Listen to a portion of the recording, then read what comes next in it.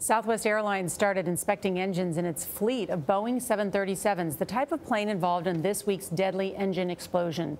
The ultrasonic tests are checking for possible cracks in the metal fan blades. One of those blades snapped during Tuesday's incident due to metal fatigue. That caused the engine to break apart. Kris Van Cleave is here with new details about the scary 22-minute ordeal. Kris, good morning. Good morning. On Capitol Hill, there are growing calls for hearings and investigations following the accident. Southwest is now confirming it's giving passengers on this flight $5,000. And this morning, we are getting a look at the terrifying moments and heroic actions inside the damaged 737. Also, we've noticed a troubling pattern of passengers unprepared for what to do during an emergency in the sky. Moments after the 737's engine exploded, sending shrapnel through a cabin window, passengers rushed to help the injured and dying. I'm very proud of him.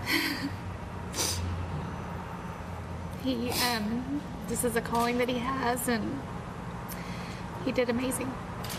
Stephanie Needham was on board Southwest Flight 1380. Her husband, Andrew, a firefighter from Texas, knew something was wrong 7 rows behind him. I looked at her eyes, and she basically gave me the approval to go back there. Felt moved to act, as well as other people on that plane. Tim McGinney, he was my big guy, had my back.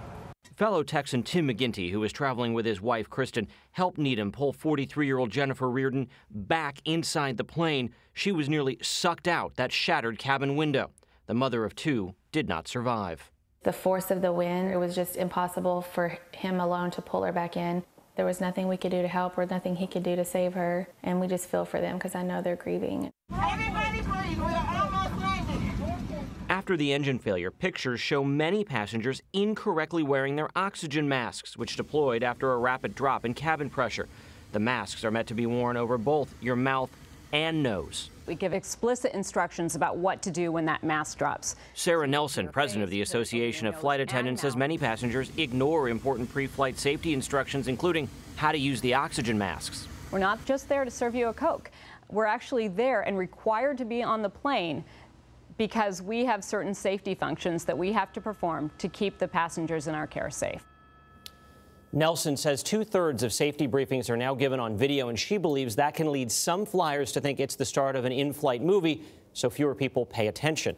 But as they tell you, and as is described here in the safety card, there is a way to put on the mask. It needs to go over your nose and mouth, and there's a reason you want to wear it like this, because if you depressurize in the plane and your nose is here, you're going to be sucking in air that there's not enough oxygen in that air. You're going to still pass out in as little as 30 seconds. So yeah, but I mean, I'm just looking at you right now. It doesn't even fit snugly around. There's a whole area in here, and I don't see that. It's not. There's no nose cutout to guide you. And Kris, most people never read this card. No, but you know what? Take 30 seconds and look at this before you before you take off. Yeah, or right now, you go watch one of the videos on YouTube. I mean, in other words, if you're too busy at the beginning of the flight, you can go figure this out beforehand. You can, but you know, in these situations, people are going to panic, so you want to just have it almost secondhand. And if it means 30 seconds to where the exits are, or count the number of rows to the exit, and just remember it goes over like this.